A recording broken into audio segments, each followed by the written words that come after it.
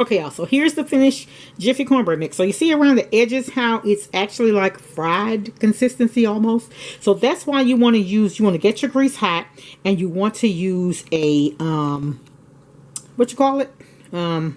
Cast iron skillet. So okay, here's my cornbread.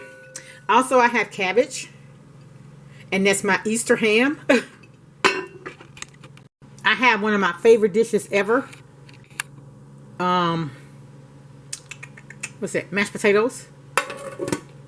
My mashed potatoes, y'all. I love mashed potatoes.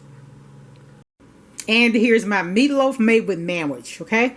And that's our Sunday dinner.